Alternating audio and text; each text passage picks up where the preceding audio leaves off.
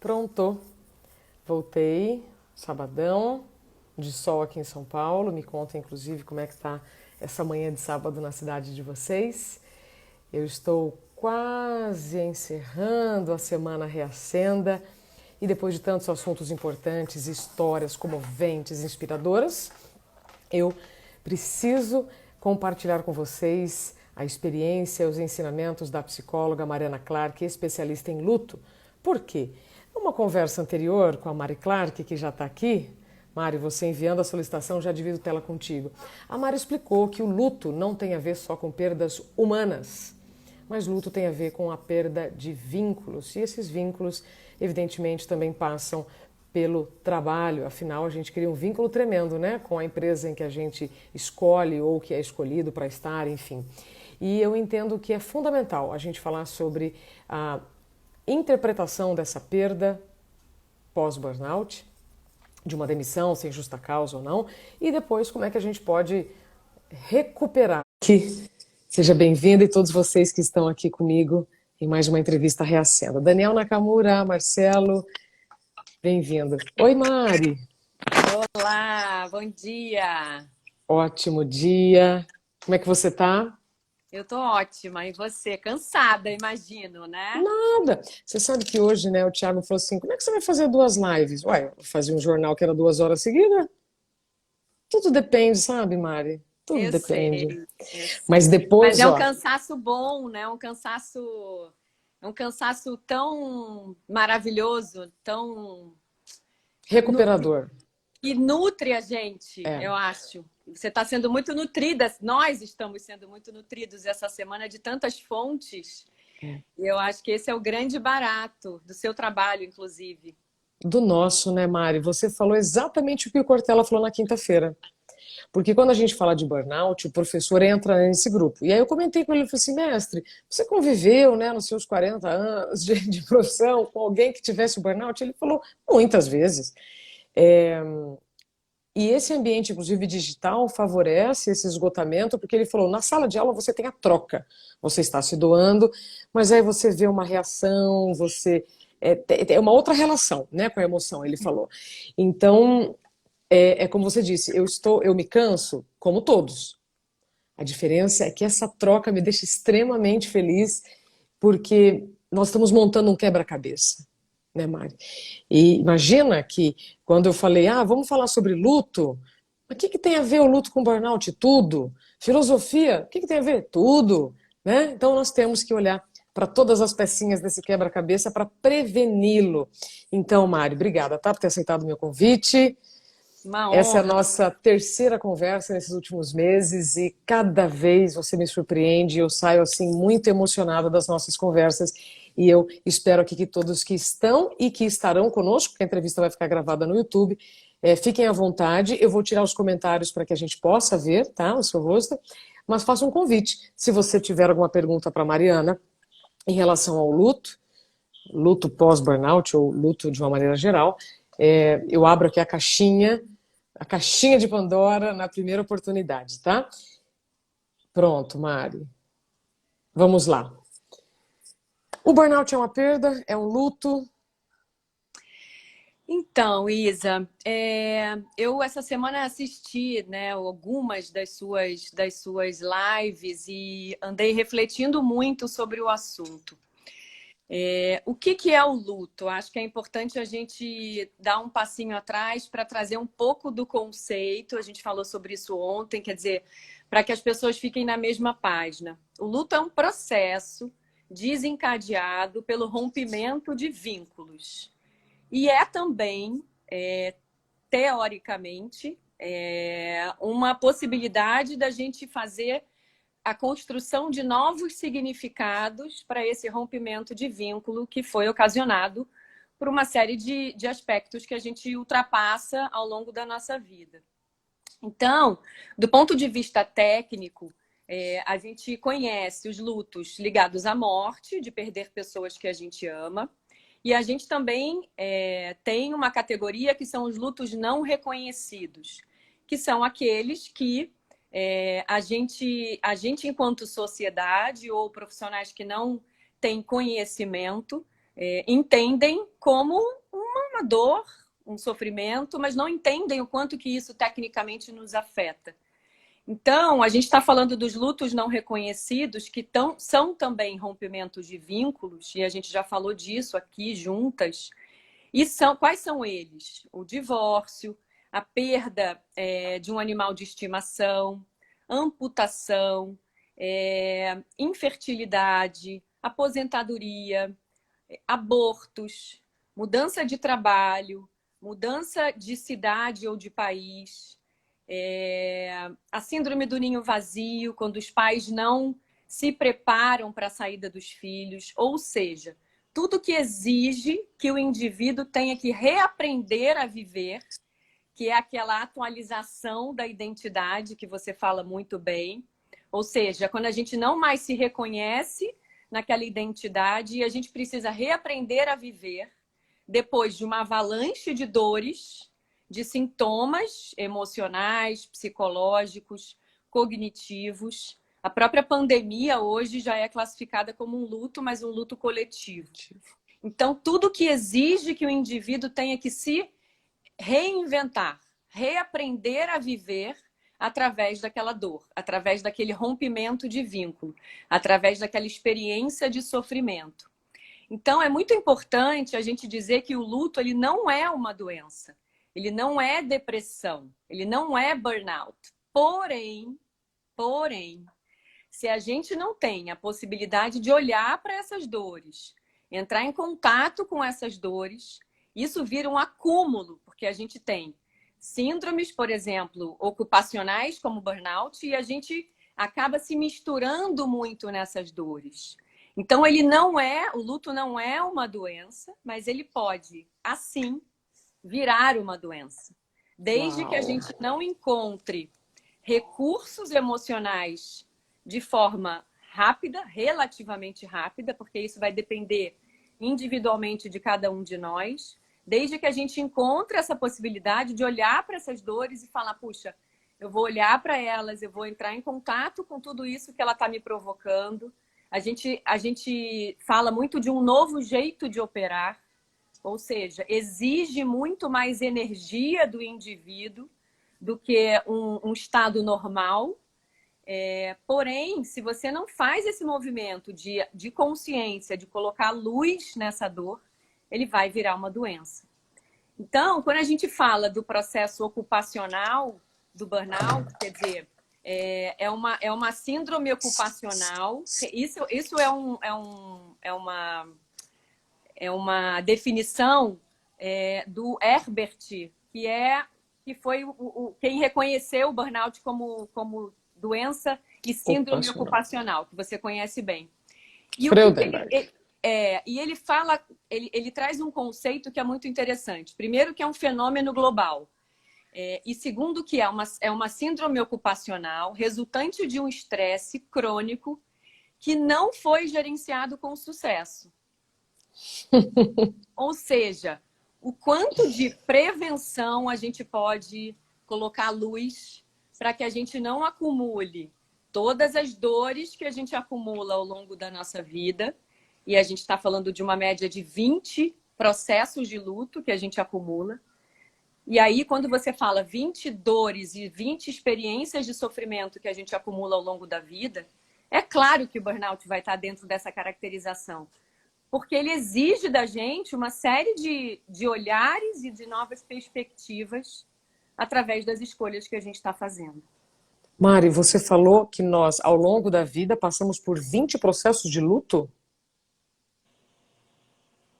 20 experiências, perdas, como eu falei. Perder pessoas que a gente ama, que são aqueles lutos mais difíceis, ligados à morte, ou esses rompimentos de vínculo que a gente acumula ao longo da vida e que a gente não se dá conta que eles têm a característica de luto. Pronto. Mas eles nos afetam da mesma forma, como se a gente estivesse perdendo uma pessoa que a gente ama.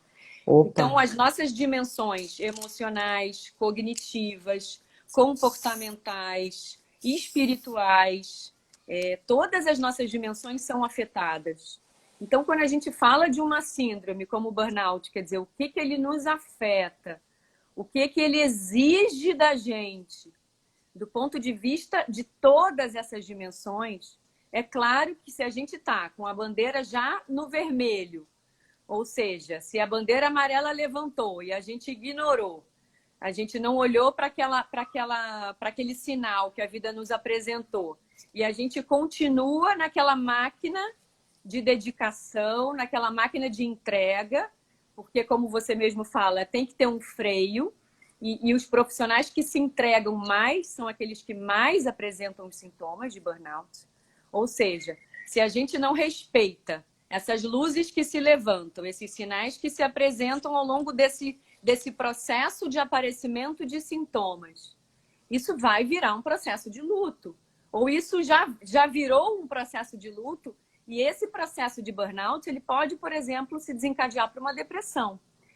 Porque o que acontece, Isa? Os sintomas são muito parecidos, Muito. como você sabe bem. Porém, quando a gente consegue levantar, prestar atenção nessa bandeira que se levanta, de falar, puxa, algo está errado comigo, mais cedo a gente consegue prevenir. Uma tristeza profunda, uma depressão eventualmente, um burnout eventualmente. Só que o que acontece? A depressão a gente cuida com medicamento. E o burnout a gente cuida com mudança de estilo de vida. Medicamento e mudança de estilo de vida, né? Às vezes o medicamento Exato, precisa às entrar. vezes também, mas se a gente consegue prevenir, se dar conta dele mais no comecinho, a gente não necessariamente precisa tomar medicamento. A gente vai fazer uma mudança, às vezes muito radical de estilo de vida, mas a gente consegue se recuperar antes que isso vire uma doença mais crônica. Perfeito. Nos lutos não reconhecidos, você mencionou vários, você falou sobre a mudança de trabalho, mas uma demissão também entra no luto não reconhecido? Demissão também. Entra, porque embora seja o movimento que a pessoa faz de querer se retirar por milhares de razões, uma das razões, às vezes, é essa. Eu estou percebendo que isso pode entrar num processo de adoecimento e eu preciso me retirar antes. É importante a gente lembrar que nós somos os responsáveis, Isa, por esse processo. A organização, ela não é, ou o hospital, ou a escola, qualquer vínculo de relação de trabalho que a gente tenha, eles não são exclusivamente os responsáveis pelo nosso adoecimento. Sim. Você sabe bem disso e eu sei bem disso pelas nossas trajetórias. Porém, por isso é que eu gosto muito da palavra responsabilidade. Isso. O quanto que cada um de nós tem a responsabilidade de olhar para essas luzes que piscam, para esses sinais que já são sinais diferentes do que a nossa vida cotidiana e na nossa rotina cotidiana se apresentam. E a gente não pode virar as costas para esses sinais. Mari, você agora falando, eu lembrei, sabe de quem? Do Boechat. Quando eu entrevistei o Boechat para o meu livro, e ele descreveu para mim sintomas antes do apagão que ele teve no ar, olha quanta coincidência, né?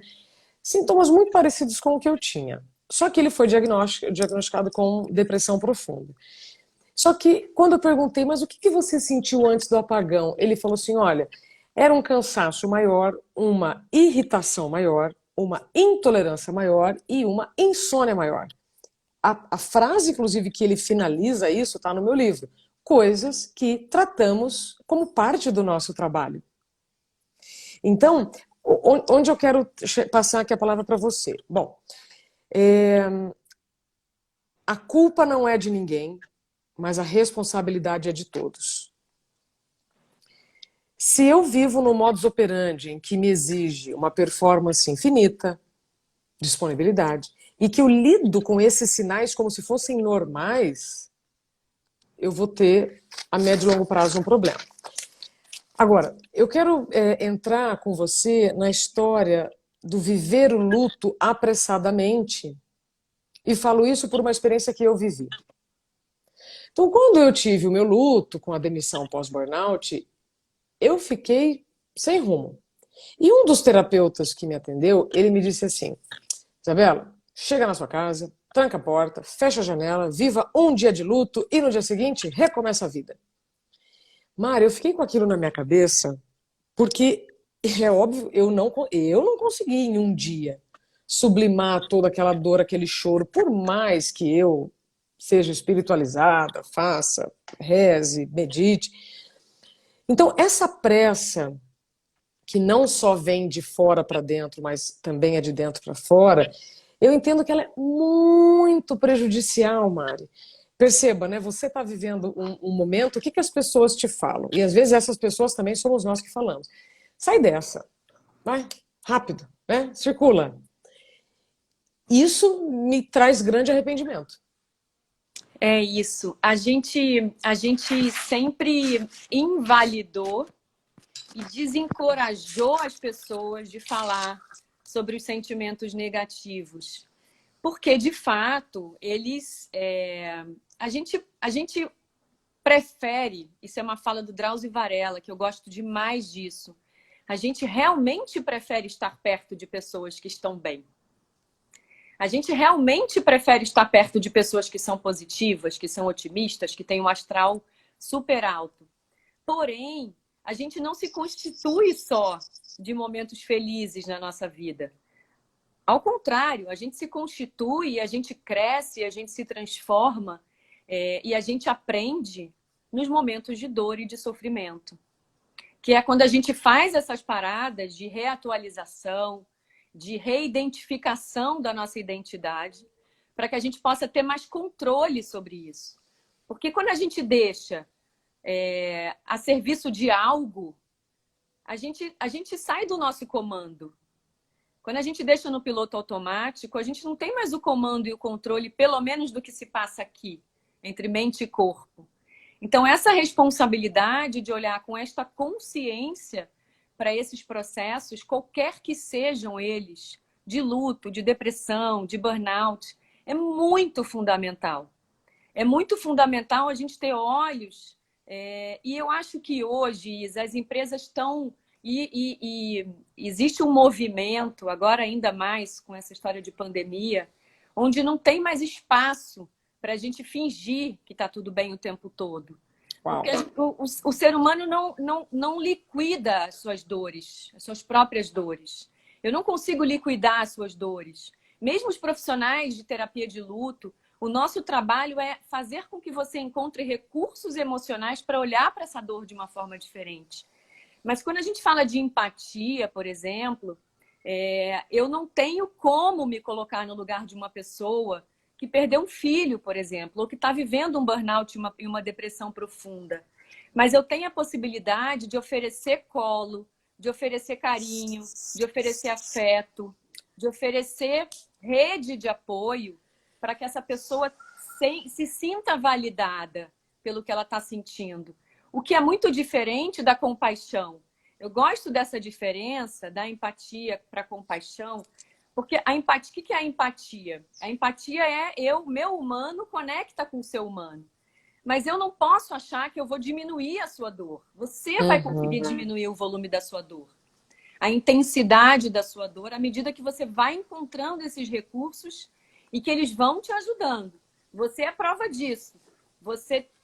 Eu também sou prova disso, mas Somos. a sua história que se dá hoje, através de toda a sua potência máxima para você falar de um assunto que você viveu, hoje você está na sua potência máxima, mas antes você estava na sua impotência. Então isso é ressignificar a dor, é ressignificar o burnout, é ressignificar a depressão, é ressignificar o luto.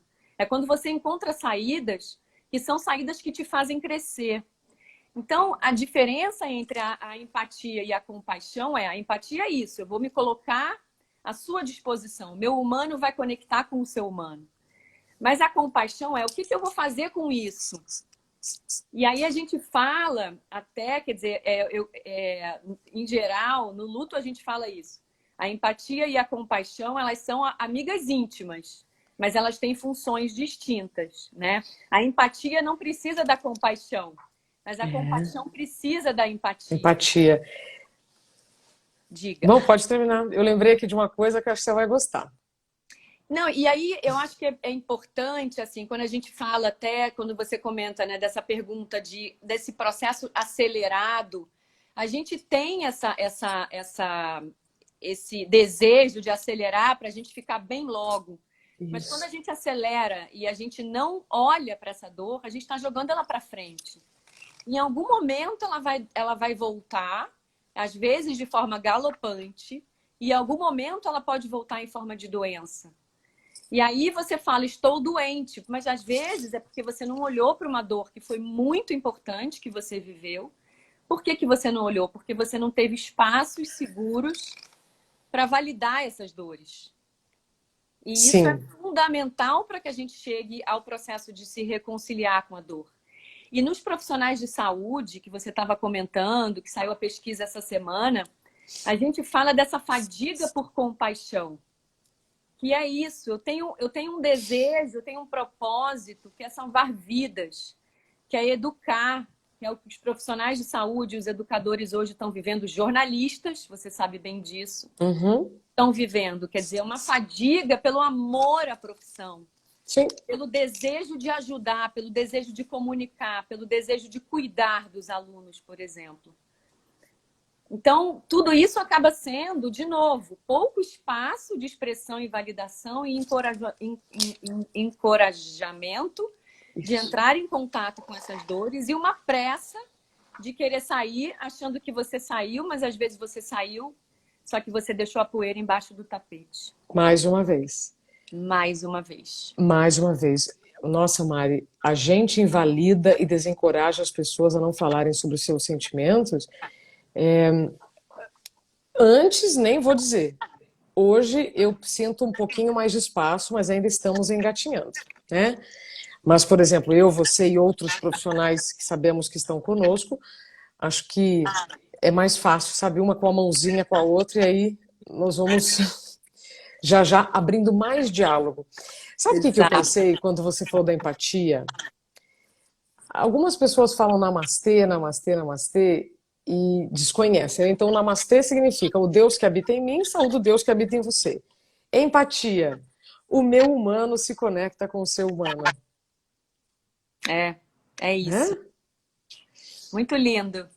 O meu humano se conecta com o seu humano. Ô, Mari, quando a gente está vivendo um luto, existe uma grande confusão entre o que é melancolia, o que é tristeza, o que é depressão, e isso também está relacionado ao tempo. Tem algum caminho para a gente olhar para esses três sentimentos? Tem sim. Eles se misturam muito. Isso é fato, né? Os sintomas, eles se misturam muito. Assim como se misturam com os sintomas de luto, porque o luto ele se apresenta com raiva, com ansiedade, com irritabilidade, com dificuldade de se concentrar, porque como tem esse gasto extra de energia, um gasto que exaure a gente às vezes acha que a gente está doente, que a gente já chegou na depressão. Porém, tem muitos indivíduos que atravessam processos de luto sem precisar de fato de ajuda de profissional, porque encontram rapidamente a possibilidade de olhar para esses recursos internos próprios, tirar eles de dentro da gente para a gente se reconstruir com essas dores, para a gente apresentar novos significados para esse sofrimento. Porém, a depressão e a tristeza profunda e a melancolia, elas se apresentam também de forma muito diferente. Às vezes você pode estar vivendo uma tristeza profunda ou de um momento mais difícil, especificamente pontual no seu trabalho, que você consegue, às vezes você faz um exercício de falar, puxa, isso aqui já é uma depressão. Por isso a importância da gente sempre procurar profissionais antes dessa bandeira amarela ou vermelha surgir. Que a gente se olhe, que a gente se cuide, que a gente seja mais gentil com a gente mesmo.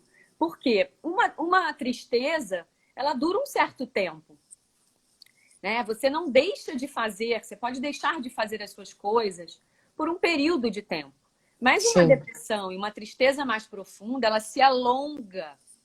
E aí, assim, quando a gente não tem mais vontade de voltar à nossa funcionalidade, de fazer as nossas atividades de rotina, ou seja, quando a gente começa a entrar num processo que é um processo que a gente vai ter que provavelmente procurar até medicamento. Então, esse sinal, quando eu falo dessa responsabilidade, essa responsabilidade para a gente não deixar isso avançar de forma que prejudique a gente lá na frente e de forma que isso vire um adoecimento mais sério e mais crônico. Eu vou repetir porque isso tem muita confusão. Melancolia e tristeza. De novo. Esses dias eu ouvi alguém assim, ah, mas a melancolia é quando você olha para aquela situação e ainda sente raiva, como você falou, né? E a tristeza não, é quando você já sublimou a raiva, a ansiedade, você só está triste. É isso? É, a melancolia, ela se apresenta de alguma forma como esse sentimento que faz você se afundar de novo naquela tristeza que você provavelmente já tenha superado. É uma negação? Agora pode ser. Agora, tudo isso, Isa, é como a gente olha para essas experiências. As experiências, elas virão positivas ou negativas, né? Como que eu estou me regenerando? Porque quando a gente fala dessa recuperação, a vida vai sempre trazer gatilhos para abrir essas feridas de novo. Então, a gente tem que estar o tempo todo olhando para essa resiliência de maneira que você consiga fazer uma conexão com o seu autocuidado. Quer dizer, a resiliência não é o quanto que eu estico a minha corda, mas é o quanto que eu me regenero para encarar o dia seguinte. O quanto que eu estou incluindo emoções positivas e regeneradoras e prazeres na minha rotina, para que quando alguém abra esse gatilho ou abra essa ferida, você consiga estar mais firme para encarar essa saudade, ou essa melancolia, ou essa tristeza profunda, né? Então, o quanto que eu vou, através dessa experiência de dor que eu vivi, de sofrimento, me regenerar, encontrar caminhos de prazeres, porque os prazeres também trazem para a gente muita previsibilidade. O quanto que eu estou incluindo prazeres na minha rotina, o quanto que eu estou incluindo emoções que se regeneram, para que eu possa estar preparada para o dia seguinte, porque o dia seguinte ele virá para todas as pessoas que trabalham, que é o que a gente estava falando no começo. Você está com uma agenda super positiva, trabalhando a semana inteira intensamente, mas você está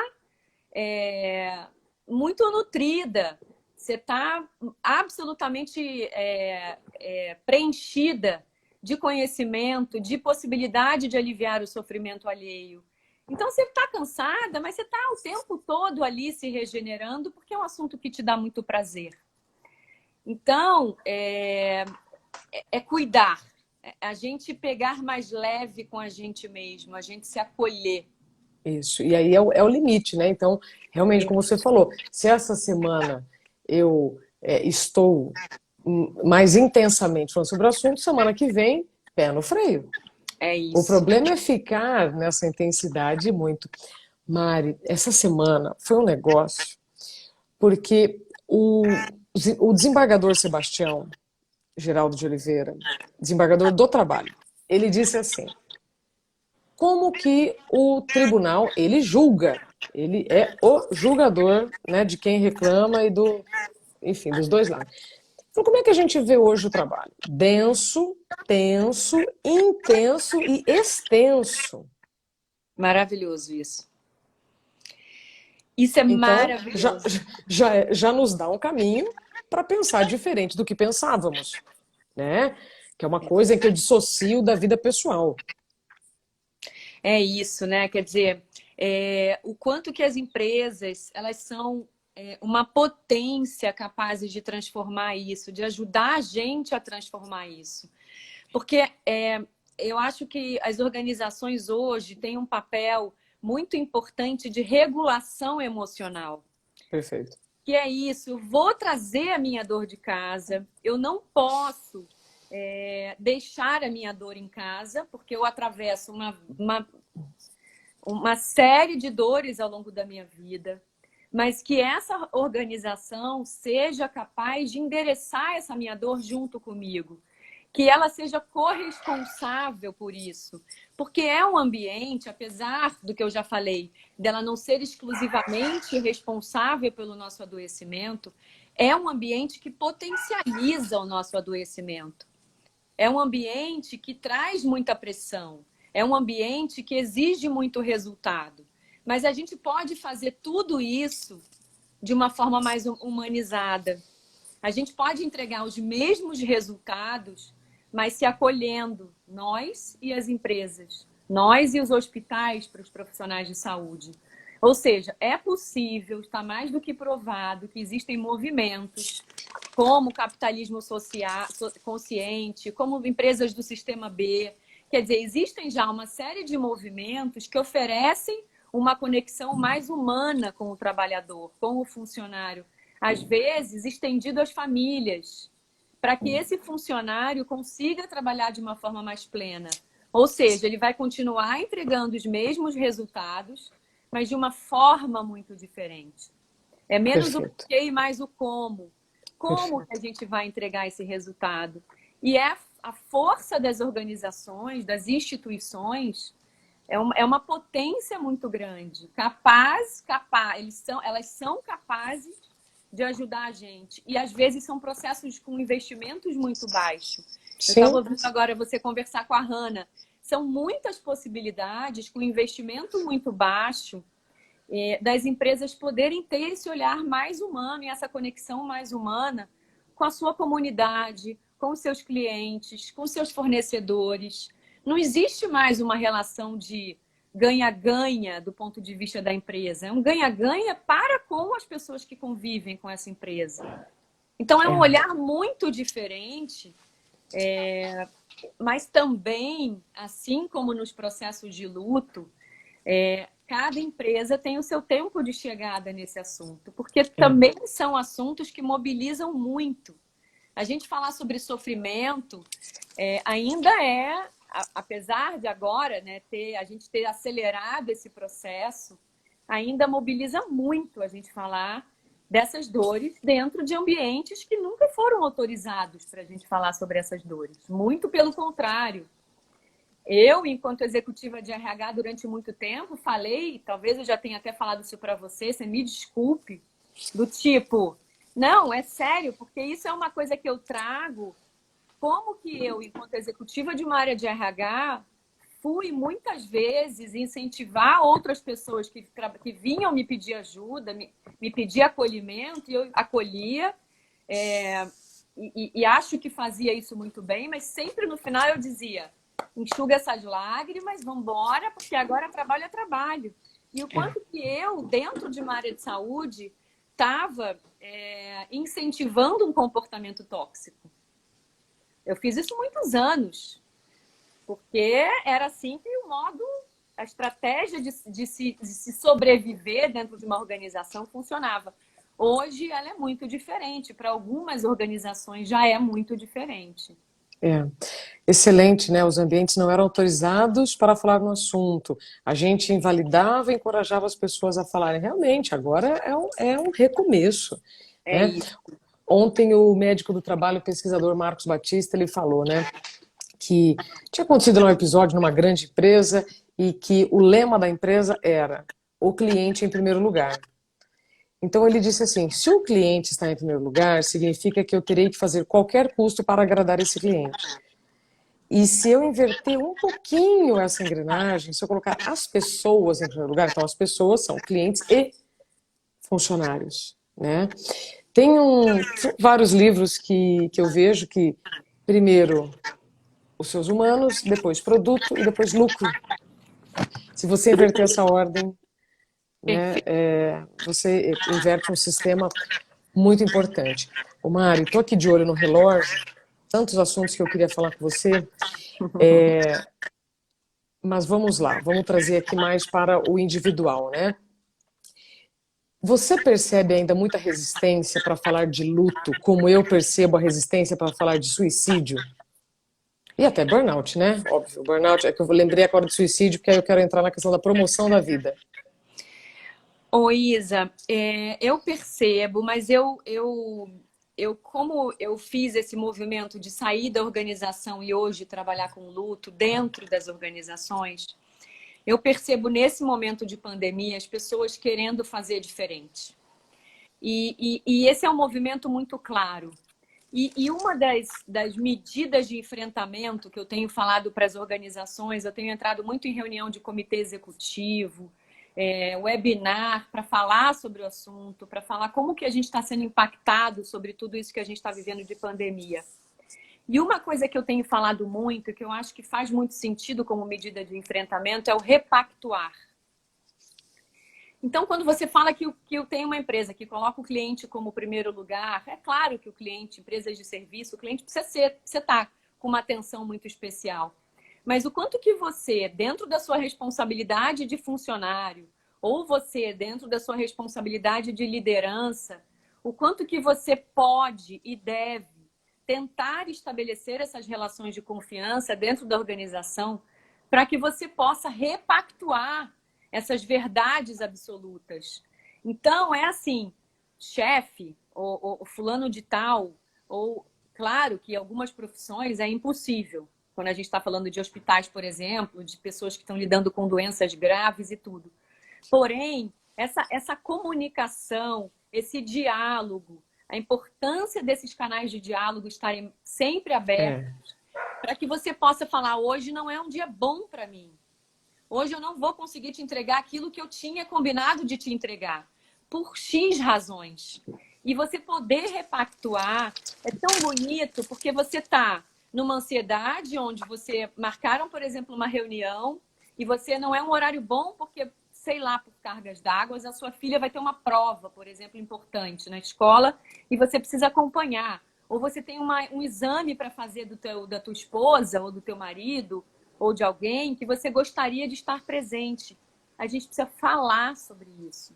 Eu estou muito preocupada porque você marcou uma reunião muito importante, porém eu trago aqui uma situação que é uma situação que se eu não tiver presente, eu vou ficar muito estressada e eu não vou conseguir dar conta dessa reunião da melhor forma possível.